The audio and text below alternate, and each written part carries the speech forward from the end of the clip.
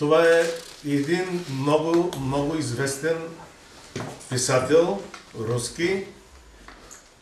Москва се играят 7 негови постановки. Тая, която ние поставихме, която утре ще видите, се играе 10-ти сезон, 10-та година и приближават 300 представления в Московския сатиричен театър. Господин Поляков, имаме удоволствието да е гост на нашия град, на нашия театър.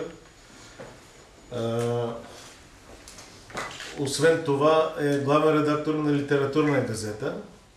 Освен това е в комисията по култура при руския съвета. Съветник по културните въпроси на господин Путин, на президента на Русия. В Добриче я был первый и последний раз в 1981 году. Последен път бях в Добрич през 1981 Да, тогда была вот делегация молодых писателей. Когато беше делегация на младите писатели. Да, Советского Союза. Вот мы, такое у нас было путешествие автобусное по Болгарии, встреча с молодыми болгарскими писателями, деятелями культуры. Месяц мы ездили и вот останавливались на один день. Имате ли нужда от превод? Разбира се всичко и да превеждам. Да, тогава по линия на двата съюза на писателите и на младите писатели имаше такива кабинети на младия писател. Съответно в Съветския съюз, тогава и в България също и правеха се такива обменни пътувания за опознаване на страните, за опознаване на колегиите. И аз имах тогава удоволствието да ги водя от името на кабинета на младия писател. И тогава беше първото му идване в Добрич по най-далечна година. Току-що беше открит етнографския комплекс. Значи, коя година е била? Да, той каза, че не знам. Но мы, помню, заезжали тогда сюда. Нет, заезжали? были и пили кофе. Но, видимо, мы до этого выпили много, значит, вот коньяку, видимо, я забыл. Вот, но то, что мы были вот в 81 году, это я хорошо помню. И тогда мы познакомились вот со многими, значит, болгарскими писателями. С много български писатели се запознахме. Вот с Николаем Петевым покойным познакомились. Който тогава беше председател на кабинета на младия писател. Да. Вот. И поддерживали отношения. И первая книга моя на болгарском языке Първата моя книга на български язык в издательстве «Народная молодежь», да, правильно? «Народная молодежь» вышла или в 88-м, или в 89-м году. Излезе през 88 или 89 година. Вот. Ну, потом, так сказать, произошли известные геополитические события. Станаха някои геополитические события. И вот какие-то, значит, отношения творческие возобновились уже позже. И по-моему, в 2006, по-моему, году вышел мой роман на болгарском языке «Замыслил я побег». Да. В 2006 година излезе романа му «Замислих бягството». В издательстве Бажена Апостолова. В издательство Женет 48. Бажена Апостол, да. Вот. Ну и затем, вот 5 лет назад, была поставлена в Плевенском театре, в Държавния театър в Плевен. Вот моя комедия, вот, по-моему, там они тоже Homo erectus поставили. Да, Homo erectus, същата тази пьеса. Вот. Вообще эта пьеса, она довольно популярная вот, в России. В России эта пьеса много популярна. И вот сегодня как раз в театре сатиры 298 спектакль. 298 спектакль, это точно днес в театре на сатире. Вот. Поверьте, что для современных пьес это очень большая редкость. Современная пьеса, твоя много долго биография. К сожалению, современные пьесы идут в лучшем случае в сезон, а то и сезон они идут. У меня в России и, в общем-то, кое-где за границей идет довольно много пьес. Вот, только в Москве идет 7 спектаклей. Вот. При мен така се получи, че в Москва и по света в момента вървят много мои пиеси. Само в Москва, само в момента вървят 7 такива, 7 театра. Причем они идут не в маленьких театрах, те се поставят не в малки театри, а в больших театрах, как театр сатиры, как художественный театр. Значими национальные театры, как художественный театр, театр имени Горького, театр армии, вот, и так далее. И по стране очень широко идет. И в цялата страна също много широко са показвани, представени, поставени тези пиеси. Буквально от Владикавказа до Владивостока, то есть вот вся география. Да, да, это вот. Так получилось, что вот моя пьеса «Одноклассница», вот одна из самых часто, которые часто берут театры, так получилось, что у меня сначала, значит, была премьера в Владивостоке и сразу в Владикавказе. И вот я перелетел через всю страну и запомнил вот это. Това е в момента култовата пиеса, за която много се пише, говори с ученици. Я в Москве тоже не хожу на репетиции. Я режиссеру доверяю, потому что все, что я мог сделать, я сказал в тексте. И дальше уже не моя работа, работа режиссера, актера, художника. Единственный режиссер, который меня заставлял сидеть на репетициях, это у нас есть такой знаменитый кинорежиссер и театральный режиссер Станислав Говорухин. Вот, может быть, вы знаете. Единственный режиссер, който буквално ме заставяше да стоя на репетиции, Станислав Говорухин. Но вот он у нас автор знаменитых фильмов «Место встречи изменить нельзя», вот которые у вас, я думаю, показывали, потому что он еще при советской власти. Да, и он ставил в художественном театре имени Горького, ставил мою пьесу... Максим Горький. Ставил мою пьесу «Заложники любви». Не знал, контрольный выстрел. Это название спектакля, а пьеса моя называется «Смотрины». И он ее ставил. Има разлика в наименованието на литературното произведение. Това е режисерска приумица. И он одновременно при этом был, как и сейчас, кстати говоря, председатель комитета по культуре всей Думы нашей, всего парламента. В Думата е председателство комисията по култура. Същото това е поставила. Парламента. Времени у него было мало. И вот во время репетиции ему звонят, он говорит, все, говорит, совещание в Думе, совещание, надо ехать, репетируй без меня.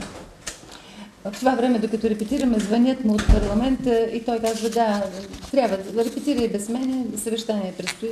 Я говорю, а как я буду репетировать? Я же не режиссер, я же не умею. Он говорит, а он говорит, а что здесь уметь? Ты ори на актеров, что они играть не умеют, и Станиславский их просто бы убил. Разбрах. Добре, какво му е мерито, когато режисьор си позволи да му променя основната линия? Как вы думаете, вообще какой у вас настрой, когда режиссер разрешит себе менять основную линию? Понимаете, это вопрос такой серьезный. Вот, поэтому я отвечу на него серьезно. Вопрос, за то, что вы говорите серьезно. Дело в том, что сейчас и в русской драматургии, и в мировой драматургии идет один и тот же процесс. Драматургия поделилась на две таких ветви. Драматургията се раздели на два такива клона. Одни драматурги, их мало, как я. Едни драматурзи, такива като мен, са малко. Они продолжают писать традиционные пьесы. Продолжают да пишут традиционные пьесы.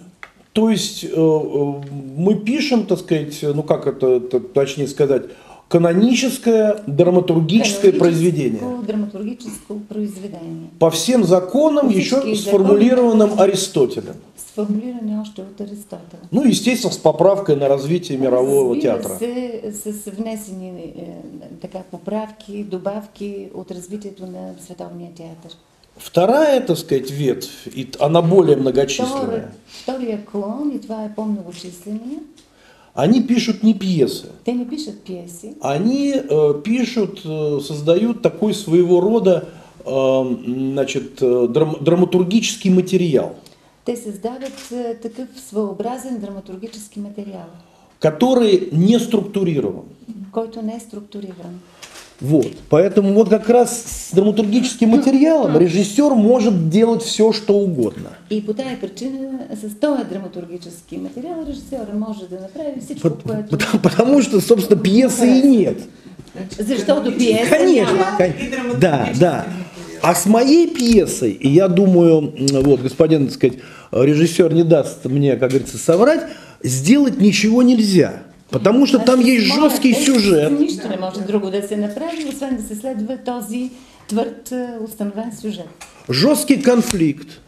И конфликт. Так сказать, жесткая взаимозависимость эпизодов. Точна взаимозависимость между епизодите. Поэтому ничего радикально сократить нельзя. Нищо радикално не може да се съкрати. И у меня бывали случаи, когда я приезжал, значит, на генеральную репетицию, и режиссер мне говорил, ну я там немножко тебя сократил. Имали сме случаи, когато отивам на генерална репетиция и режисьора казва, бе, аз малко тук те съкратих. Да. Вот. И я когда посмотрев, я говорю, а вот объясни мне, почему он во втором акте вот говорит этот монолог? А защо, обясни ми, защо във втория акт той говори този монолог? Этот же монолог, он же полностью вытекает из диалога, который был в первом акте, который ты сократил. А този монолог е произлязъл от диалога, който е в първия. И он говорит, да, действительно, ничего не понятно зрителю будет, я восстановлю. Да. Да, и той се съгласил. Да, казва, няма да бъде нищо разбираемо при тази ситуация за зрители и го възстановил диалог. Так что очень редко бывает, бывает, конечно, но очень редко, когда вот серьезно вмешиваются в текст. Обычно оставляют все как есть. Юра, разреши скобку открыть, защото это въпросът. Значи, запитали Брехт, как мислите, може ли да се постави днес пиеса по Шекспир? Не да се постави Шекспир, а по Шекспир. И Брехт отговаря, да, може, но който го може. Как это? Да, ну спросили у Брехта. Я понял, последнюю фразу. Последнюю фразу, значит, да, возможно, но в зависимости от того, кто может. Да. Може ли малко за руската култура? Какво най-често се налага да съветва президента? Какви въпроси най-често се обсъждат там? За културното наследство, примерно, или за съвременната култура? Ну, кстати, я уже член Совета президентского, по-моему, 13 лет. 13 лет. 13 години е вече член на Съвета на президента. И был период, когда я вообще один был писатель. И имаше период, когато бях единствен писател в този съвет. Вот. И сейчас, кстати, больше стало писателей. Сега сме повече. И, в общем-то, я обычно выступаю так же, как и в драматургии, и в прозе. Я выступаю с острыми какими-то въпросами. Обичайно моите изказвания, както и в белетристиката ми, както и в драматургията ми, са остри. Да. Ну, например,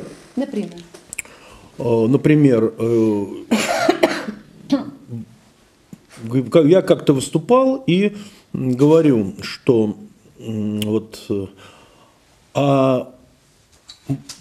как вот объяснить тот факт, что список...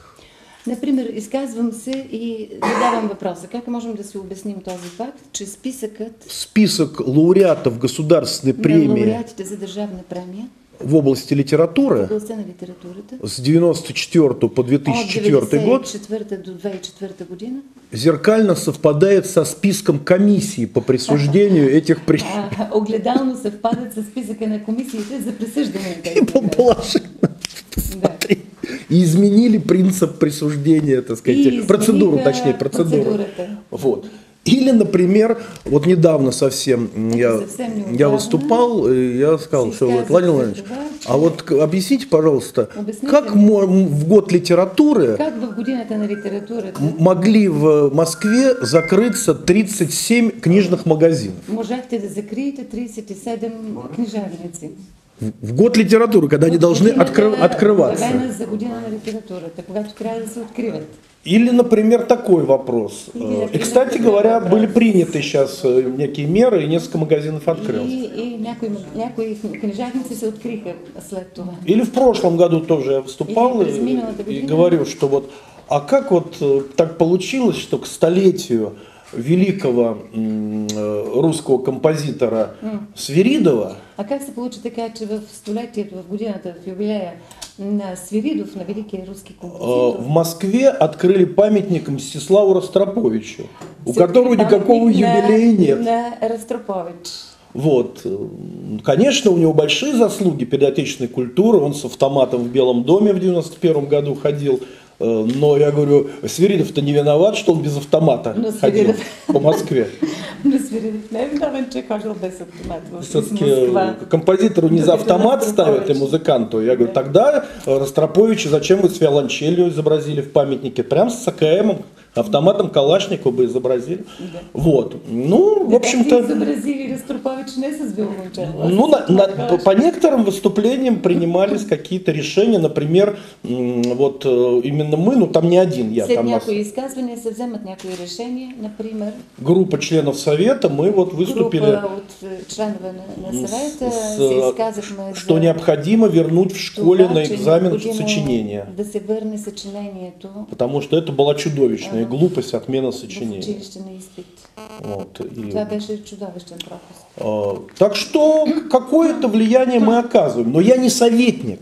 Советник – это должность в администрации. Я член Совета.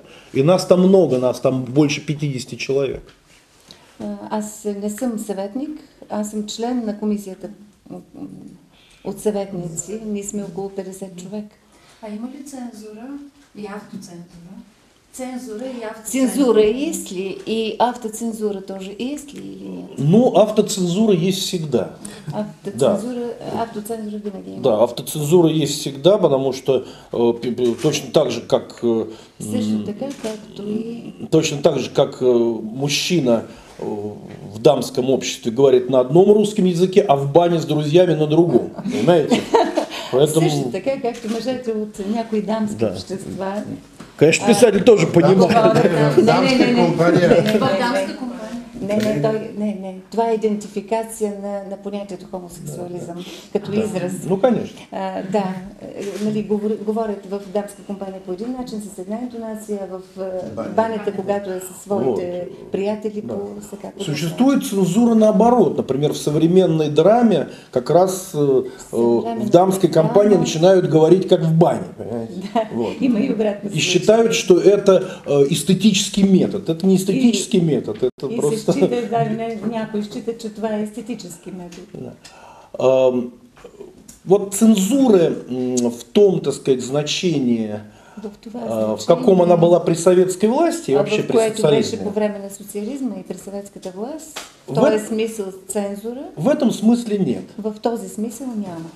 В смысле на политическая цензура. Но вот есть, допустим, цензура корпоративная цензура есть. Ну, има така наречената корпоративна цензура. И цензура, я бы сказал, такая партийная. И партийная.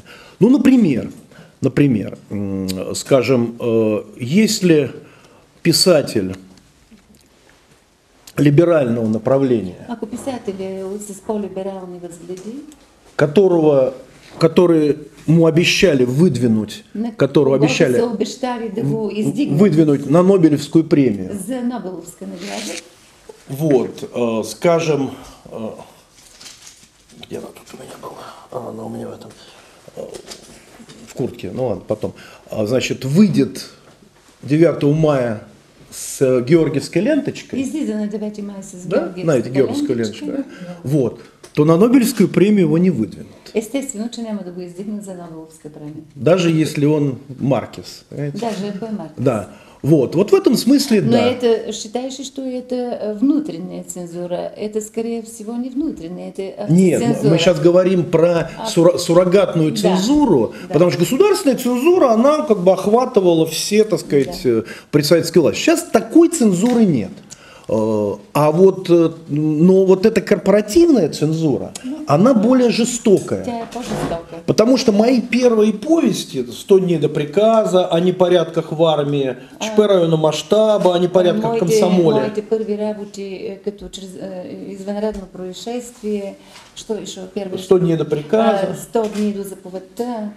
Тези първи мои неща. Они запрещались Те цензурой. бяха забранени от цензура. Их долго не печатали. Дълго време не ги печатаха.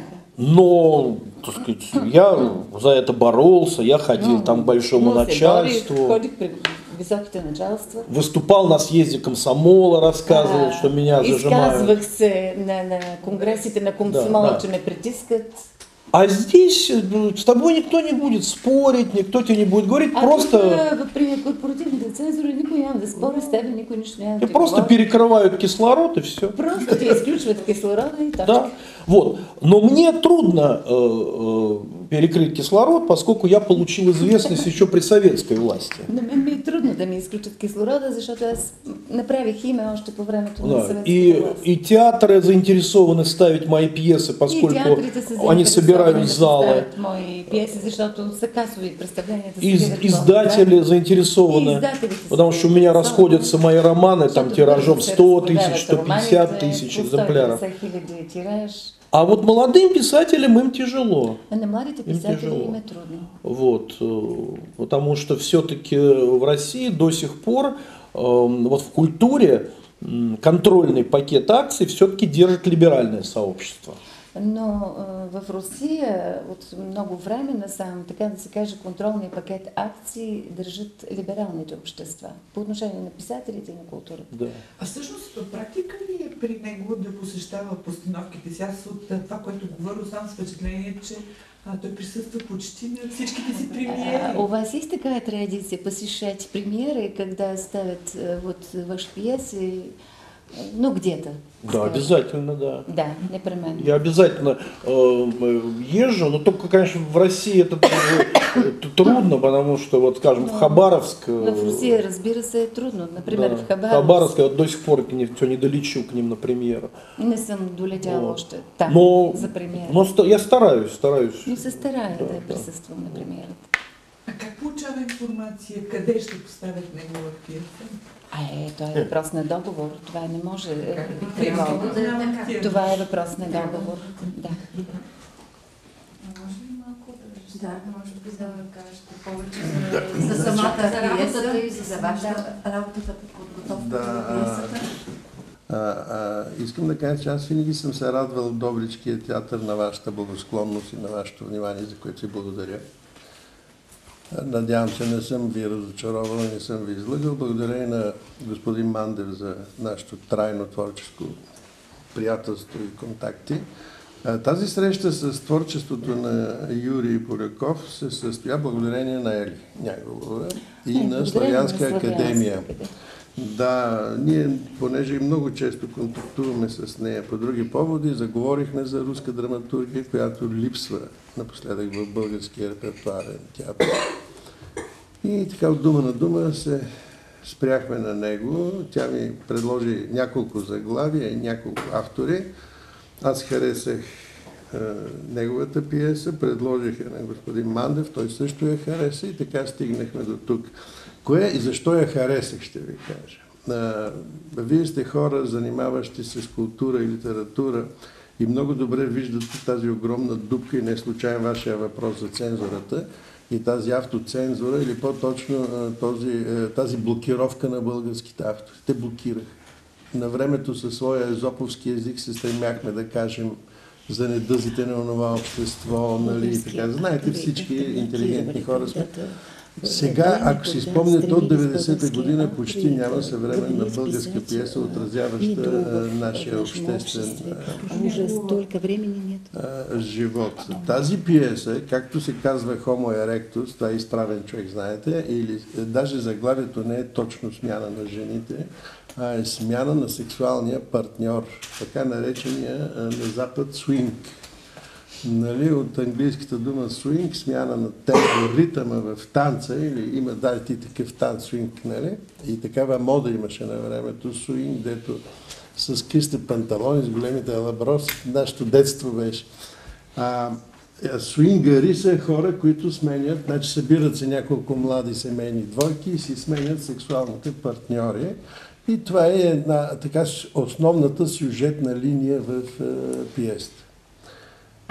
Това, което е хитрия така и дълбокия замисъл на автора, това е, че той ги събира на една, т.е. засягайки една така общо приета вече и така гаделичкаща човешкото любопитство тема, сексуалната тема, и либидото, и изневярата, и така нататък, нали? И привличайки по този начин интереса, той изведнъж на 180 градуса обръща пиесата и изведнъж оказва, че те не правят свинг смяна на партньора, а правят едно разголване, едно разсъбличане, душевно разсъбличане пред един пред друг.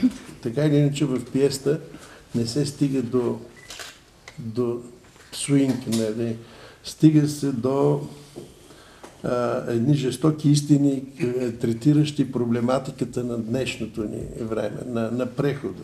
А тъй като прехода в Русия и в България е много сходен, и затова ние се спряхме на пиесата. Това, което третира като проблематика, което ние се задаваме и вие като журналисти, особено вечер, като си легнете, и когато са ви редактирали материала, има един от героите, журналист като вас, ще го видите.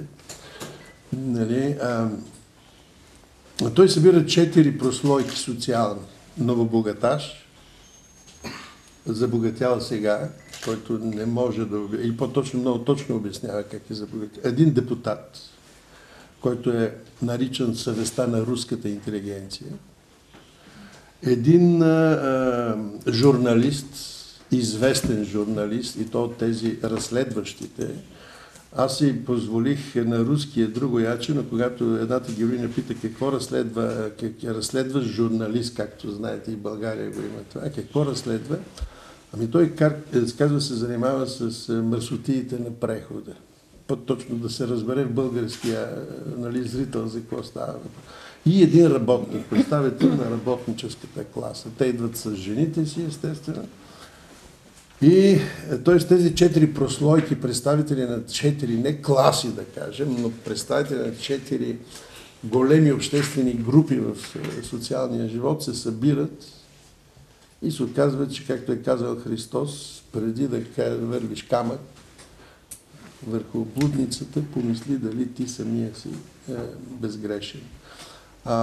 Жестоко разголваща пиеса, жестоко разговор. Много спектакъл. Аз мисля, че и спектакъла стана много силен.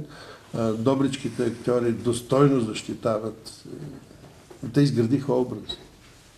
Нещо, което е много трудно днес, защото вие сигурно следите това, което шества по сцените. Жена ми се казва Борис, еди кой си, нали, мъже облечени. Не знам защо, както и той каза, в женското общество. В България е много модерно напоследък и много публиката харесва мъже да се обличат като жени. Аз даже не говоря, че са травестити, нали? Те просто нещо принудата ги кара те да се облекат, за да защитат някаква теза или смешно и жалко. Няма го, защото днеска е тъжно и опасно някой да ти зададе на мен като режисьор, или на Ели, или на Юра като автор, или на Иван като директор. Какво е театъра? Забавление или учебно заведение или послание или провокация да мислиш ли е? Разбира, в момента в България шества само първото забавление. И там Нерон, хляб и зрелище. И понеже не може да дадем хляб достатъчно, нали, говоря като общество, ние даваме така разгул. Зрелище, гола женска плът, мъже облечени като жени, а на Юри, и това е, той фактически запълва една огромна ниша в българския така книжно-литературен пазар. Това е съвременната остра сатира. Той самия, аз го попитах, нарича категорично пиесата си комедия. При нас не стана комедия, казвам ви го открито. Не можа да се. Има смях, но стана, даже не и тъжно. Стана много жестока, остра, така бичуваща сатира. И много ми се иска да стигне посланието до зрителя. Допуснахме една грешка с господин Мандев, че поставихме премиерата утре между тези 4 дневни блока. И даже и днес предпремиерно гостуваме в Икономическия университет до вечера. Във Варна, знаете, Добричкият театър има трайни връзки с Икономическия университет. Всеки спектакъл на Добрич се играе там пред студенти. Откупува го университета, ход свободен, много варненски граждани обичат Добричкият театър вече да ходят. И до вечер има такава среща, пак е открити врати и ще проверим какво е отношението към тематиката. Но за мен и на вас като граждани, понеже повечето ви познавам и с вас сме си говорили, събеседили, много ми е интересно да ви чуя след утре, като го гледате, защото мисля, че и вас така ще ви зачувърка отвътре, като го гледате. Говоря за темите, пък и това, че добричките актьори ще ги видите в една съвсем друга светлина. Тая драматургия е позабравена в България. Нещо, което на времето се правеше, играеше се, нещо, което е позабравено. Публиката, по-възрастната се върне към онея времена. Младите се надявам да им хареса и да има дълъг живот. Това, което сме правили, безкомпромисно. Безкомпромисно работихме, без компромиси в декор, костюм, безкомпромисно с възможностите на нашия театър, казвам. Нали? Това е с възможностите на нашия театър, който, знаете, е много стар и много млад театър, на 5-6 години, защото беше забравен от Бога. И така и се върнахме от приемаща сцена към Държавен репертуарен театър, но мисля, че с тази постановка, пък и с много постановки от последно време, защитаваме това име достойно. За съжаление, объркахме дети. Объркахме премиерите, не ги направихме, не го премислихме. Оказа се, че идва Гергьовден, че много хора ги няма в града. Да, съчетахме го и така забутахме премиерата с господин Бандутов. Двамата носим вина и двамата си я презаваме помежду си, но се надяваме, че публиката след това представление, което ще види утре, то е най-добрата реклама.